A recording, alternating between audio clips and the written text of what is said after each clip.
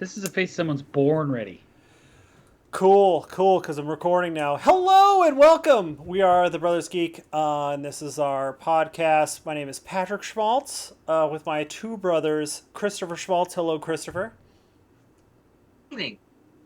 And my other brother, Andrew. Hello, Andrew. Hello. We are brothers. We are geeks. We talk about geeky things. This is episode number 178. We're continuing our House of the Dragon hot takes. Hot takes double D tonight because we're talking about hot takes about hot D. Hot takes, hot D. They're kind of tepid because we're recording this a couple days after. D hot takes.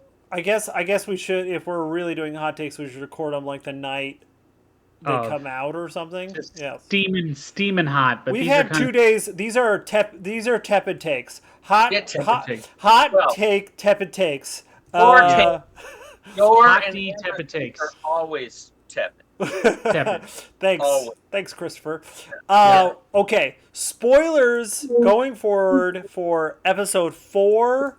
It's called The King of the Narrow Sea, and episode 5.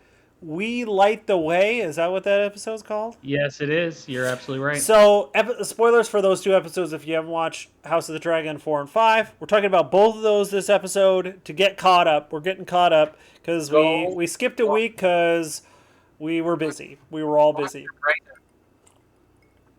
Okay, so let's start off with 4. For 2 episodes to do it once, there's a good story arc that goes through both of these episodes. Yeah. I was thinking about that earlier today too. This is very much like Rhaenyra needs to stop fucking around, and this is like her betrothal and wedding arc. Yes. These last 2 episodes. Yes, like they are an arc into themselves. And it's interesting that they did that. Maybe intentional, unintentional, because this is the last 2 episodes of that actor.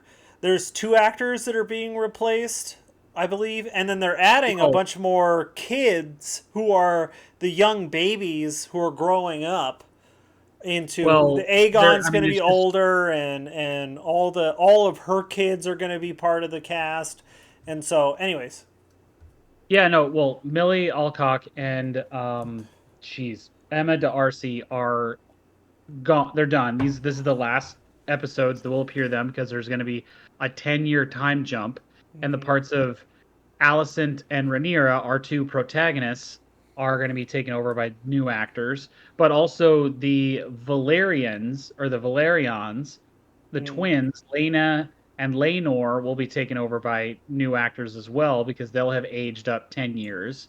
And there will be actors who will be playing the relatively grown versions of their children. You're right, because Alicent has already had 2 kids. Aegon the Third, or Aegon the Second, we're going to see him when he's like 13, because there's a time jump. So this is, and I for one I'm excited to see where the show goes from here, but I've run out of superlatives when it comes to talking about Millie Alcock and Emma D'Arcy and how they played Rhaenyra and Alicent respectively. Putting this kind of show on the shoulders of 2 relatively young, unknown actors and having both of them just crush their respective roles so far has been Crush. I think you're giving them a little more credit than they're due. I think they did fine. I think that you don't think that the acting has been as good as anything we've seen on a Game of Thrones series? Fine, it's been fine. I think the guy that plays this, what is it, Viserys? The king? Yes, I think he's been great. He's amazing. But I think the rest of them have been fine. I'm only saying that because there hasn't been a moment of holy shit, that's a good moment for these characters. I think the story has been overshadowing their acting by I just don't think that they've had a lot of room to act. Dude, I couldn't disagree more, dude. Especially in this in episode 4, King of the Narrow Sea. I mean, we're going to jump around a little bit, Yeah, but we're gonna jump around a little bit. Yeah, that's fine. Rhaenyra and her whole kind of sequence where she's in Flea Bottom with Daemon, that whole, I mean, that whole sequence and how they pulled that off. Pretty interesting for sure. Like it's come a long way in Game of Thrones where I feel like when we watch Game of Thrones like proper, it you like feared for characters' lives at all times because like random things like that I was just immediately like, dude, she's gonna get like fucking stabbed or like raped by some random that doesn't know who she is. Like I just immediately went to like, oh shit, like you're Darkest leaving. place possible. Yeah, the worst place possible is where this show has like taught me to be. Yeah. And like I'm glad I'm like for the most part they came out unscathed aside from the obvious like there's some kind of bullshit about women being pure and like what her going into a brothel is scandalous and what were you doing with your brother uncle, excuse me. Yeah. And it just sort of like there's definitely like the Targaryens are able to like interbreed a little bit, and we saw that a little bit with like Jaime Lannister and Cersei, but like the Targaryens just like fuck their siblings, and and they really marry, they intermingle. yeah. This is the central kind of Right. moral question of the entire political landscape is that, and Christopher has encountered this because he's been reading Fire and Blood. There's been wars that have been fought between the Faith of the Seven, which outlaws incest, and the Targaryens, and the fact that they keep the traditions of old Valyria, which allows incest as a way to keep Dragon Rider blood pure. There were years of bloodshed between the Faith militant and, I mean, Maegor the Cruel. He fought wars against that because they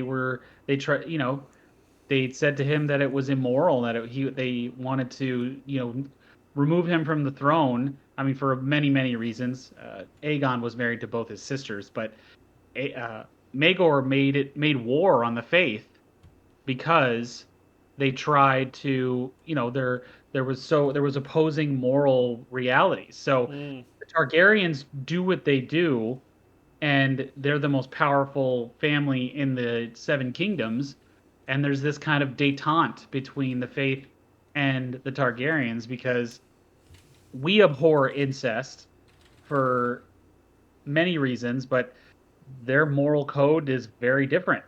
And it's So let's start to like go through the episode a little bit, and then we can talk about stuff as we will. So the episode 4 comes back with like she's interviewing suitors. She doesn't like what she sees. They get into fights because there's guys who are too old or too young. There's nobody She's on her suitor. She's on her suitor tour. Suitor Yeah. tour, right? Yeah. And she's on an island, which I looked it up, but like, She cuts it short. yeah, she cuts it short because she doesn't like what she's seeing, and then She doesn't like parading around like a piece of meat, which is what the right. king is having her do. Well, and in her mind, I think no one is worthy of her. And I think in a lot of ways, the only person that she considers worthy is her uncle. Mm. I think Damon is really the only person that she would really consider. Mm-hmm. But I mean, he's married and all that, but she doesn't want to marry. She doesn't want to be tied down. She doesn't want to lose her freedom that way.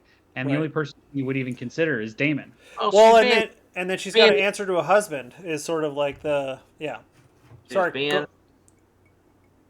Yeah, I mean, you watch her evolution because she's kind of being immature and a little petulant, and then there's this transition after she gets back in defiance of her father. And then she decides when her uncle comes back and he's the winner of the battle and the king of the, that's the title of the episode, right? Right. So Yeah. so we start to see the uncle come back. He bows the knee to his brother. He wants to be back in court. He wants to be in good graces. Now, in like Game of Thrones, in pure like Game of Thrones, it's like what he's definitely got ulterior motives. I think It's it's a calculation. Yeah. yeah, he's not doing this. He's not bending the knee and giving up what he had as freedom just cause. He's coming Yeah. back for reasons. Not all It's those so reasons are funny. clear, but It's so funny to me because I actually think Damon is a very simple character. He can. I think when it comes to his brother, yeah, he's very simple. He just wants his brother's attention. right. He loves his brother.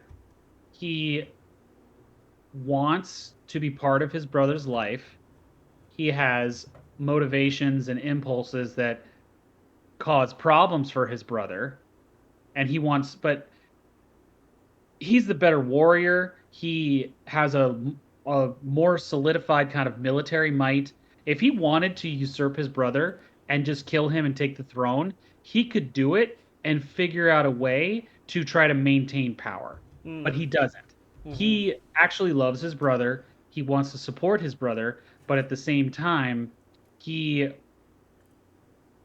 wants certain things, which makes his brother's life complicated. But I think Damon's actually a very simple kind of creature Right. when it comes to his brother, at least. Well, and his family, I think that that could be extended to he loves his family, he loves his brother, he loves his niece, and he wants to be accepted and part of the circle. He just doesn't like that he's sort of this isolated person that is like never gonna have power.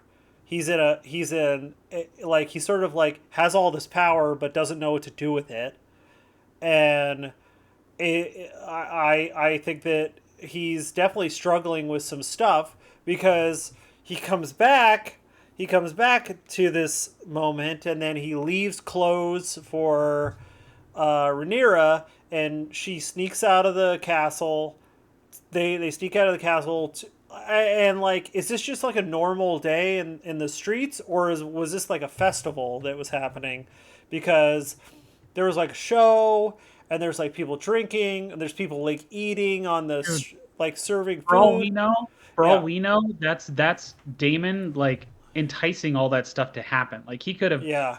he could have manipulated all that stuff because Well, he's the prince. we like yeah He's we the flea bottom. When he's in town, yeah. the party really gets going because he Well, spends well, money. He goes to yeah, yeah, yeah. brothels. Yeah, Exactly. Well, and then I was just gonna say in like episode 1 or 2, early season, we see him drinking with the gold cloaks and the brothels, and that's where he like insults the yeah. death of the dying queen. And so like he's got a relationship with the people in the streets. It's like he feels safe there. Well, and you've gotten to the kind of the crux of the episode where they Rhaenyra and Damon go to a brothel. Yes. Damon takes her there to seduce her. Yes. They do not consummate because Well, and but he continues to have issues getting aroused. He has yes, impotence issues. yes, yes. There's two things that I have a question about. Does he have impotence issues, or did he not like that he lost the power Well, I there think for like he was he in lost. control, and then He she lost. was like, "I want you." He was unable to perform because he didn't have total control. I mean, Right. we saw he's had issues performing before with Yes. Mysaria in episode 1. Right. I thought that I mean, and this is three men discussing this scene where there's a Yes. lot of different power dynamics surrounding sex. Uh, I thought it was as well done as it could have been because it wasn't titillating at Super all. It wasn't. awkward though. God, it made me feel awkward. Did it make you feel uncomfortable? God.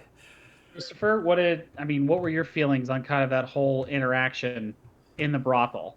I I didn't make me feel uncomfortable. It made me feel like this is well done in terms of really well done. The way that it was filmed and the way that they really focused on the shift in power dynamic, and that's the important thing. They did the and the director of that episode talked about this in the after show.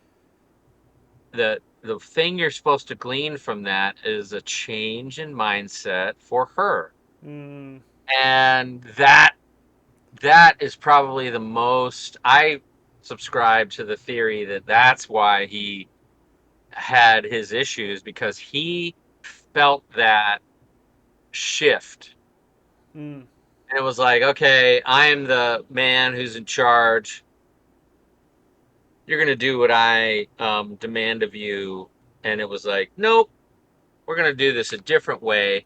We're going to do what I want to do. And he's like, oh, wow.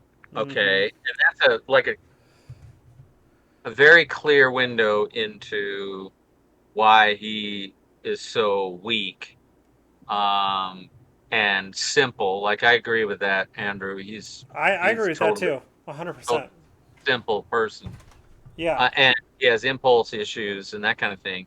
And so that's the most important takeaway. It's not the prurient stuff. That's not it at all. And that's why it shows when it's directed by a woman that it's all about the focus on, all right, what is the transition happening inside her, not about this act itself and the display. And so then, and she reinforces that by going back to the castle and getting with Sir Kristen. Yeah. Sir Kristen Cole. Yeah. And she is in charge. And she's in charge. Yeah. And so she understands, and obviously it's supposed to be a larger metaphor for she's in charge. She's gonna be in charge of the kingdom, so she could do what she wants with anything. Total freedom. She doesn't have total freedom. She doesn't, and she realizes that in the next episode. Right. You see her understand that I'm not going to be petulant. I can't be petulant anymore. This shit has to happen. There are reasons, compelling reasons why it has to happen. All right. But then she finds some power for herself in talking to her assigned suitor, and they work out the transactional nature of the thing. It's so interesting that it dawns on her, this is how I have power. I don't have power anymore except in these areas, and I'm going to exercise it where and when I can. And she does. She realizes that her life is largely out of her control, but she can assert some control where she can, and she does. And don't follow me through this series of events real quick, and let's just talk about steps. So Daemon takes her to the streets. They almost have sex. They don't. They go back home. She has sex with Kristen Cole instead, right? Yeah. And then Otto finds out about her going to this brothel with Daemon, and then he sort of brings it to the king, like she might have been sullied by this. I'm bringing this to your attention. King doesn't like hearing this. Allison hears about this. Skip ahead to the king questioning the Daemon about it, and then the king questioning her about it. Allison questioning her about it. Don't skip over the key fact of the king questioning Daemon, and Daemon offering to wed her. Yes. To save her reputation, which would essentially, he'd be the king consort. He's admitting to. So this is a manipulated series of events. Yes. He does it. They didn't have sex, but like they basically got close to it, close enough. Oh, if he'd been able to perform, they would have had sex. The reason they didn't is because he couldn't perform. So this is that's interesting. Damon's team So doesn't pull off. the series of events is still happening though. The king lets the hand, or Rhaenyra convinces the king that the hand of the king is lying to her. So like get rid of him. He's a manipulation. Yes. It's a manipulation. So And then Rhaenyra reads Otto from the right. jump. Yes. And then Otto gets let go. The hand of the king gets let go by the king. He's like, you can start to see that like Viserys is like kind of easily manipulated. He just wants things to be happy, and he like like if somebody tells him something, he just goes in that direction, and he like sort of just, okay, I'm gonna go with this, and that's it. And he doesn't like push too far, deeper. And so Otto's gone. The beginning of episode 5, Otto is leaving. Alicent is hung out to dry.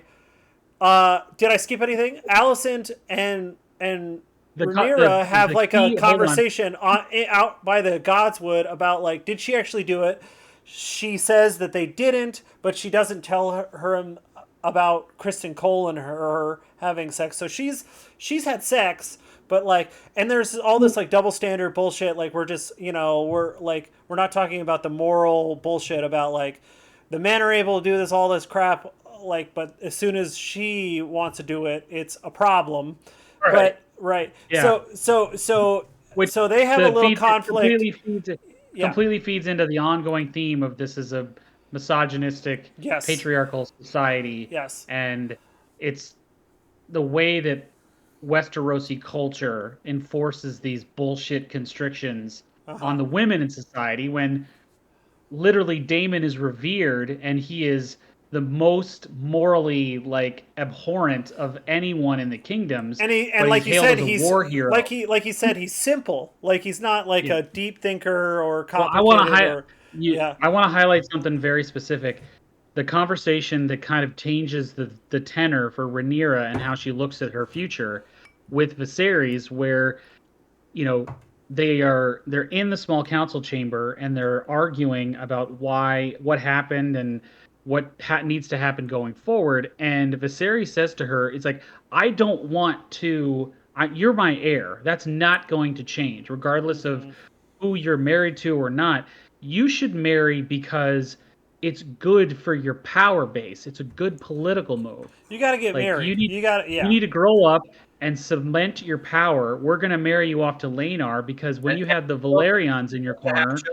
The key point is she has to have children. Yes. To continue the dynasty. Well, that totally, because also, like, I mean, you got to make alliances, right? You got to marry an alliance, a powerful alliance, hopefully, and like as a royal, you have a duty to the kingdom that is a little beyond yourself. And I think that actually what you talked about, Christopher, is like the son of Valerian is like a good choice because they're both able to have what they want.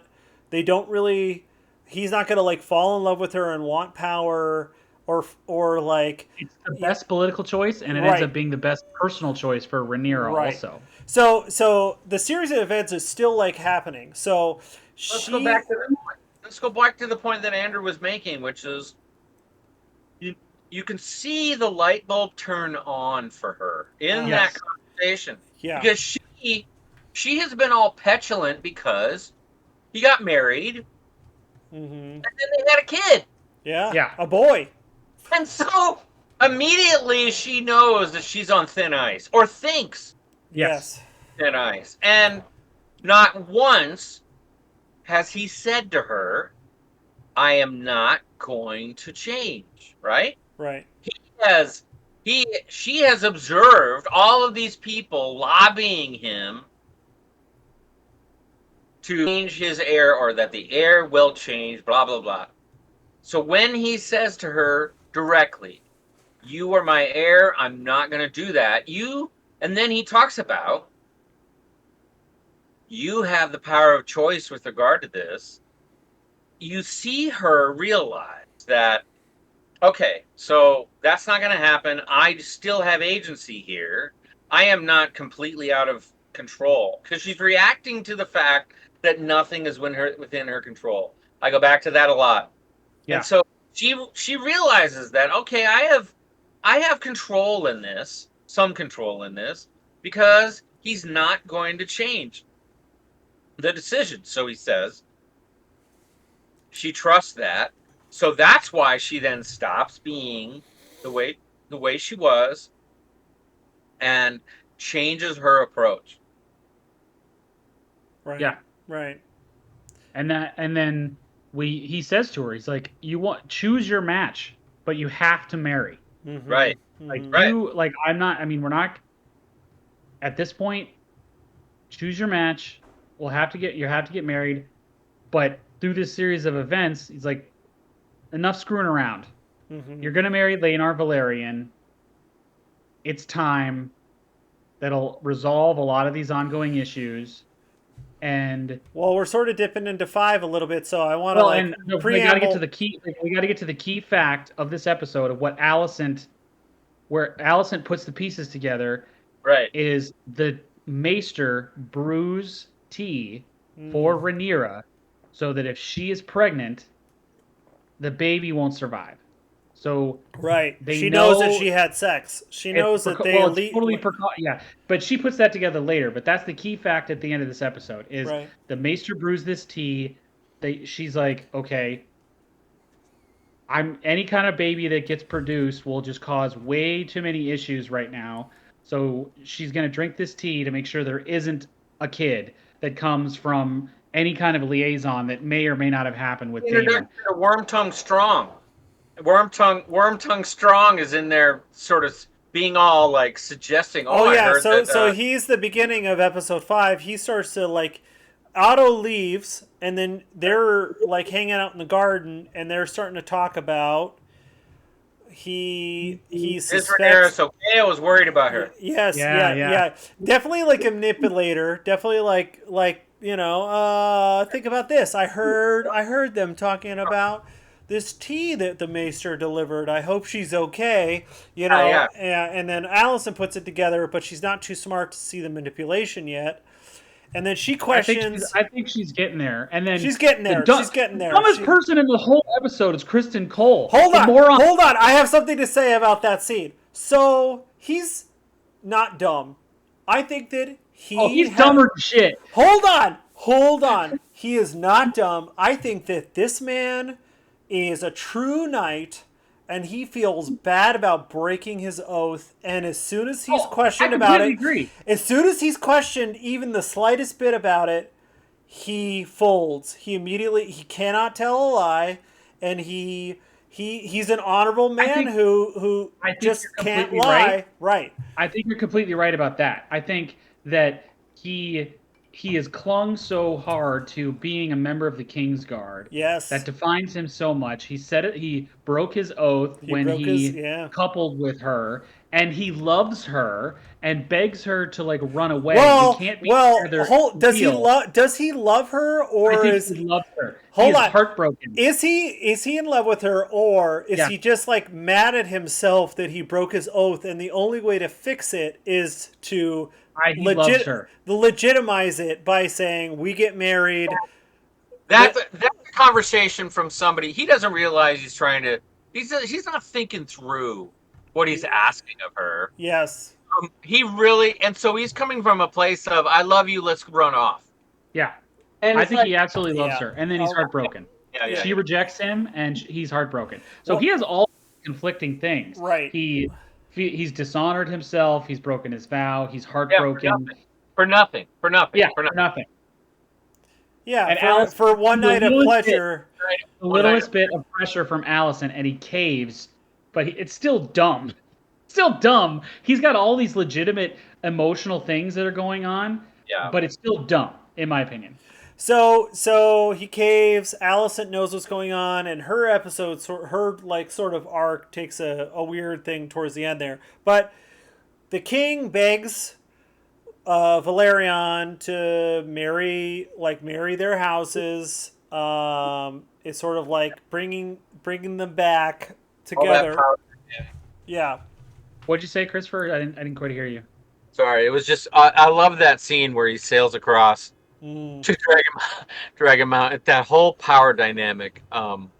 Yeah.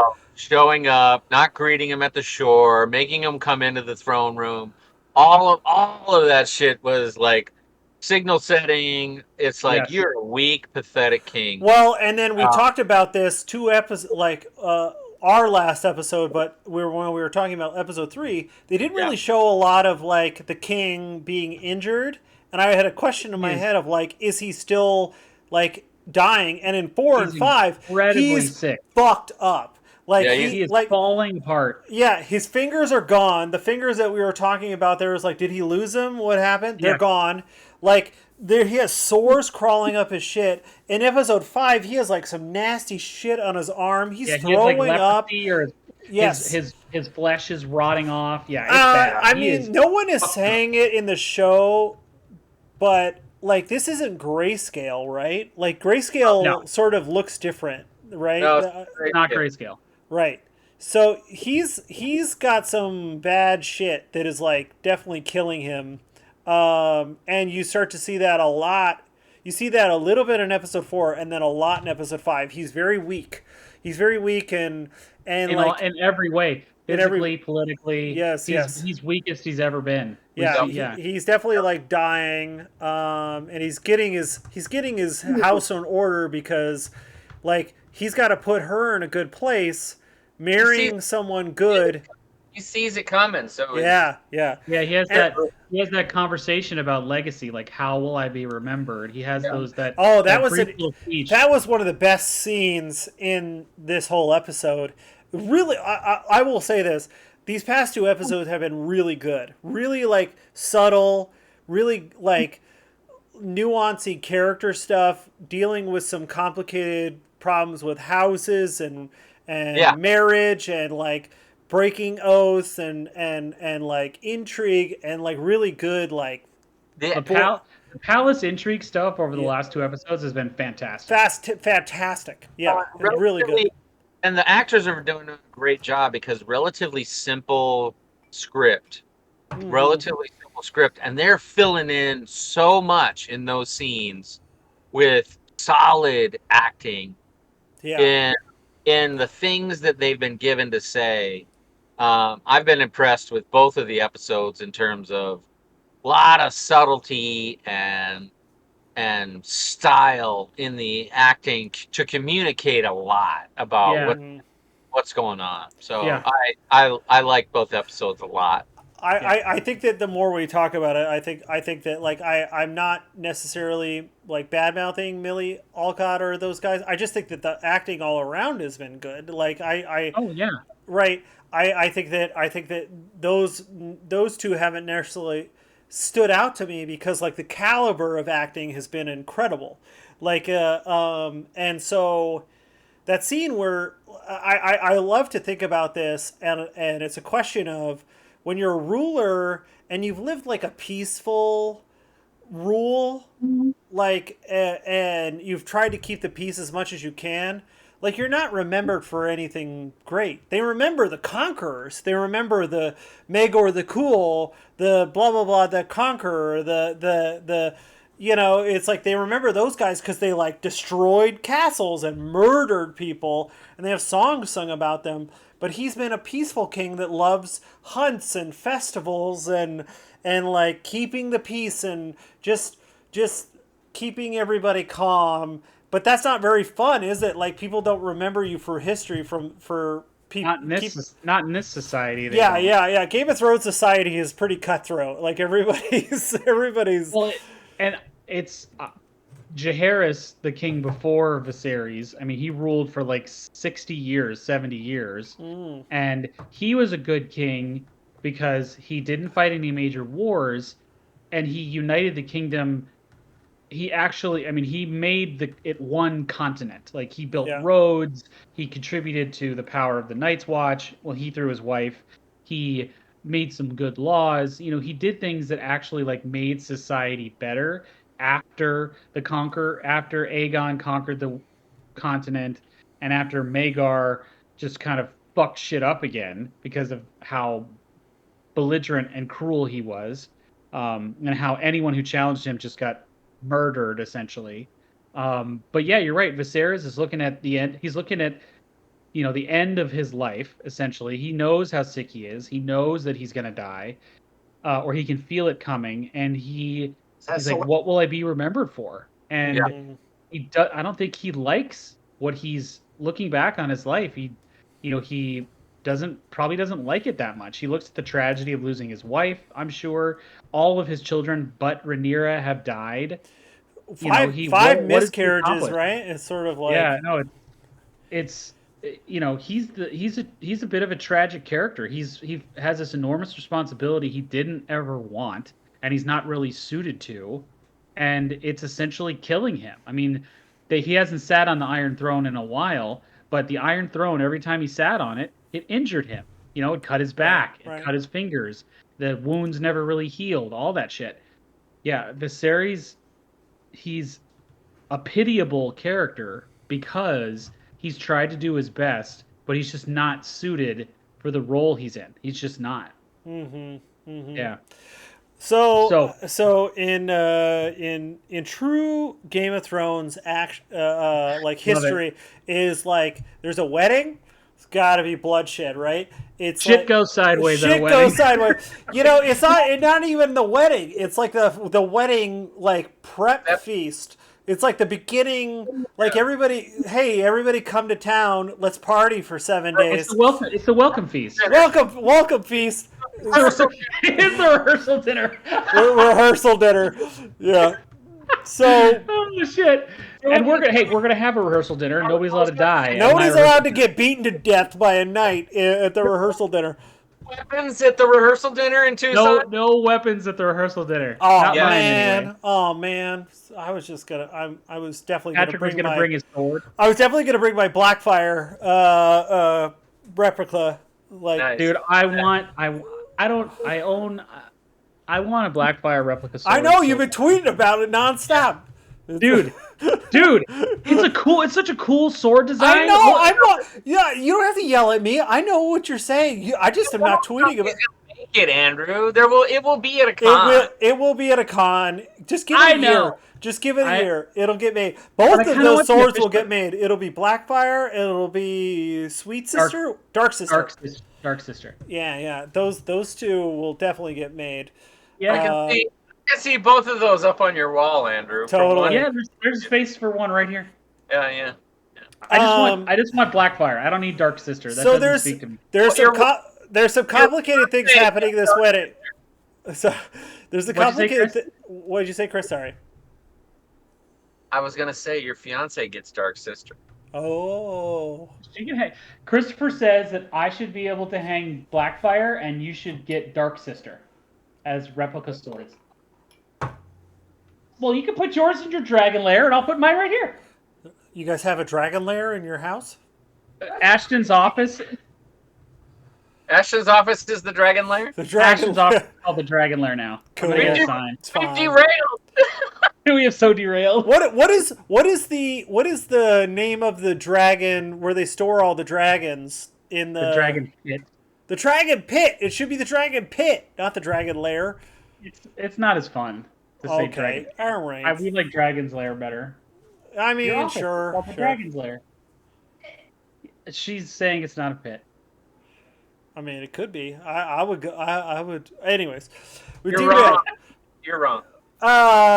So, okay. So there's a lot that happens at this wedding. Let me just walk through this for a second, and you guys comment what you will. Jason Lannister shows up, says some sexist shit. She eye rolls at him. There's a bunch of other houses there. The Valerians show up. They sit next to him. Daemon shows up. And Rhea Royce was killed by Daemon at the beginning of this episode. Like smashed her head with a fucking rock. And that comes to head a little bit. Like, what's his name? Royce comes to question Daemon about that. He's pissed that he's just there. What else? Like, one of the other Valerian girls, the Valerian daughter is... Hold on. Yeah. Before you go further, key point to make. Yeah. Daemon shows up at this feast. He's not invited. Yeah. They have to set him a place. They don't expect They him there. throw him He a just table shows at up. the high table. Yeah. Chair at the high, a new He's chair. still banished. He's just showing up doing what he wants. Yeah. He wants to be around, and he just shows up. Because what are they going to do? Throw him out? Yeah. Yeah, he's a Targaryen. He's the prince. Yeah. So there's a little bit of weird intrigue there. One of the Valerian daughters gets hit on by Daemon for a second, and then Daemon and Rhaenyra talk for a second, and then the Chris, we can't really hear you. You got to lean forward. What'd you say? On the dance floor. All of this. All on the dance floor. And then the Valerian daughter, or the Valerian son, his gay lover, figures out that Kristen Cole is in Rhaenyra's love with lover. Yes. And so he talks about that with him, and then says, hey, you keep my secret, I'll keep your secret, sort of thing. And he doesn't really like this, so he beats the dude to death. In the middle of the wedding, in the middle of this feast, beats him to death. Yeah, he's approaching like uncomfortable stalker territory a little bit. Oh, totally. He goes off the deep end. Yeah, his sort of whole losing entire sense of self has collapsed, and he just has to lash out. Yeah, and unfortunately, that guy, I don't remember that guy's name. Joffrey Lonmouth, I think his name is. Joffrey is his first name, and Lonmouth, I think is his. Yeah. Wow. Joffreys do not do well at weddings in Westeros. Sounds right. And then, so he beats the dude to death, and there's some kerfuffle. The king says nothing, and the hand of the king has to get his big son to go rescue the princess out of the. Harwin Strong. He is my new favorite character. He's everybody's favorite character. He will be a key player going forward. Because we still have 5 episodes left. I mean, we're talking. You'll know exactly why he is key going forward. Yeah. But he's just straight up. He loves Rhaenyra. He wants to protect her, and his dad, being the hand of the king, puts him in a perfect position to be her champion. Yeah. And Harwin Strong, he will be a very important player going forward. Cool. No, well, spoilers. And the sad ending to all of this is so Laenor Valerian, his lover, gets beaten to death. There's a kerfuffle at the wedding. Viserys is getting ever sicker, and instead of having this huge, after 7 days of tournaments and feasts and celebration, they're going to have this royal wedding in the Red Keep. They just have it there. They just have it in the middle of the night in the Iron Throne Room, because we can't, they're not going to screw it around anymore. Let's just do it. The pomp and circumstance is totally forgotten about because it's we've already had a murder here. Let's just get this over with. Yeah. Kind of, and it's sad. I mean, Laenor Valerian is standing there crying because his lover was just killed in front of him, and now he's getting married in the same place where his lover was killed. There's literally blood on the ground, and there's a little thing about rats in this show of just rats eating the blood. Yeah, eating the blood. And they don't even clean up the pool of blood. Yeah. The rat is getting there and starts to eat the blood. They haven't even cleaned it up yet. Go get some sawdust, guys. It'll be all right. Just throw some sawdust on it. It'll mop right up. The final scene, though, couple things. Yeah. The final scene is that Cole is out. He's going to disembowel himself. Yeah. He's going to straight up do samurai murder. Seppuku. And the queen stops him. Yeah. Yep. Alicent stops him. Yep. That will have huge implications going forward as well. So we're going to jump ahead 10 years the next episode. I saw the trailer for the next one, and we're going to see some older kids. We're going to see Finn Wolfhard in a blonde wig. It's not him, but yeah. It's not him, but it looks just like him. How can you unsee it? Aegon the Second. Yes. And he's 13 or something. 2 solid episodes. All the stuff in the Yeah. rehearsal dinner was super interesting. The the the queen flexing her muscles by coming in late, interrupting the speech, wearing green. Yes. The importance of that color for what the signals are. All of that is Game of Thrones at its best. Yeah, it's turned up to 11, and I Yeah, love yeah, it. I yeah. can't Well, believe I seriously I'm amazed thinking about it more and more how good this series is already, and we're only halfway through season 1. It Yeah, is yeah. yeah, so yeah. good I mean, already. we're at the midpoint basically, and we have 5 more episodes. So, Well, and kudos to them for figuring out that the show can be compelling by not making dragons the MacGuffin. hmm, Um, I mean, the show, people who put together the show really got it that the dragons are projections of power. That's it. And it's humans being human Yeah. with that as the backdrop. And Yeah. so they have done a great job of figuring that out and communicating that in a way that we're always reminded that, some of these people, the power dynamics are very skewed. right. But humans will human, right? Yeah. And try to get away with as much as they possibly can, knowing that they could be incinerated at any moment. Yep. Yeah. Well, I mean, that's the reality of this thing that I started to think about is like, you don't want to fuck with the Targaryens because unless you kill all of them, your whole family's dead. Like you're incinerated. Like there's no coming out of it alive. So But you have over. you can manipulate them. You can manipulate them, and you can get power close to them, and like try to get just a little bit of like you could kill people around them and manipulate people around them, but you can't kill them. You just can't. And so that's the interesting aspect of this era is there's a little bit of a line because like in Game of Thrones, anybody could die. Anybody could die at any moment, and like there's like you kill them and it's over. But it's like now in this era, it's like you can't fuck with the Targaryens. You fuck with the Targaryens and you're dead. And I think that like the Hightower, her wearing green, is like definitely gonna. What does that mean for the future? Like the High Towers aren't in Game of Thrones. We've already seen the future, so it's sort of like Yeah, what happens to House Hightower because there's not a yes. Claire What happens to in House Robert's Strong? House Strong is gone from Game of Thrones. What I happens to mean, like House we've seen Valerion really yes isn't all these houses that we're seeing currently how like they're not how around did it all anymore. collapse? I yes. mean, Yes. everybody's gonna lose the war Yes. that's coming. Everybody's gonna lose. So it's fascinating, It and is fascinating. I How can't we wait to get see there? more. Do you know Yeah, if they're how going we to get make there? more seasons of this? It's Or already been renewed for season 2.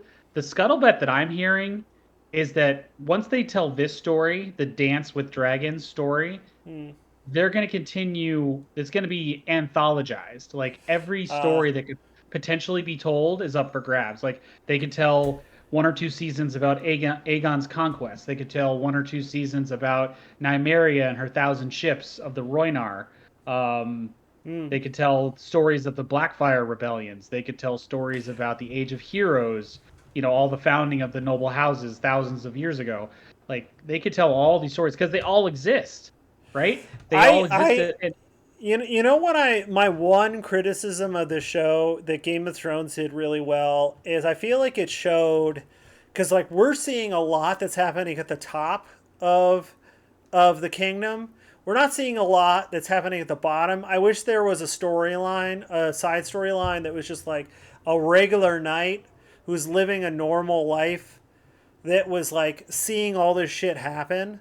I think that I wish there was more of that, I guess. It's like the regular man who is having to deal with because we saw a little bit of that through the different storylines of Game of Thrones. It's like, Arya went off on her adventures, and Bran was like basically a peasant traveling to the Wall for a while, and we saw Jon was in the Night's Watch. It's sort of like it's. This is definitely a series about the highest levels of power. Yes, this is just about the king.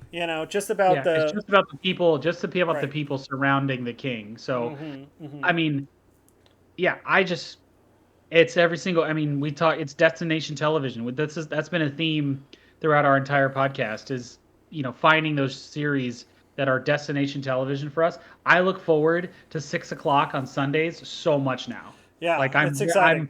I look forward to it all day on Sundays. It's great. Do you guys have anything else to say about this? Let's wrap it up. Nope. We'll see you for the next episode after a 10-year time jump. Yep, 10-year time jump. You should email Andrew about trivia, King of the North 52, for some Game of Thrones trivia for the end of this series, so that we have trivia questions for us. Email the podcast, brothersgeekpodcast@gmail.com. Follow us on Twitter, brothers_geek at twitter.com. Brothers Geek do stuff on Instagram. Brothers Geek Schmaltz on YouTube. Watch us on YouTube. See our crazy hand gestures and our goofy faces on YouTube. Goofy face, especially. I have the most goofy face. The best beard, though. Thank you. Wow. I would like to say for 2 seconds, I am watching Rings of Power. I feel like we're going to have to talk about this at the end because I have a lot of questions for Christopher, our resident token. Rings of Power. Yeah.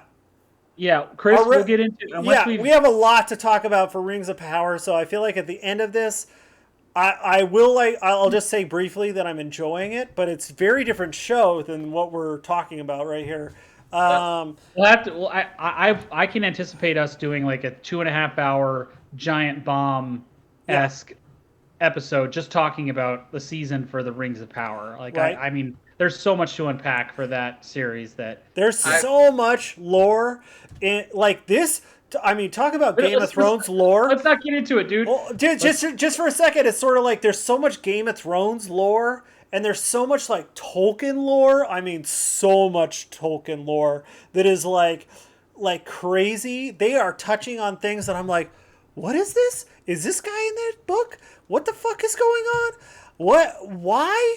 Before we wrap up, we'll establish Chris's bona fides. Chris, you've read the Silmarillion at least once, correct? I've read the Silmarillion 3 times. Oh, there it is. The hardest book ever to read. The most boring book ever 3 times. Yep. And so like Christopher is definitely the like Tolkien game, Lord of the Rings, like, and Andrew is the Game of Thrones, Fire and Blood, Song of Ice and Fire. So I'm just the fool who likes to host. So we'll talk about it at the end of that, but I just wanted to comment for a second. Get yourselves ready. There'll be a 2 hour ready. Lord of the Rings, Rings of Power episode coming to you. It'll be super fun. Yeah, it will. Super fun. Okay, well, thanks for listening, guys, and keep watching that hot D. Fire and Blood.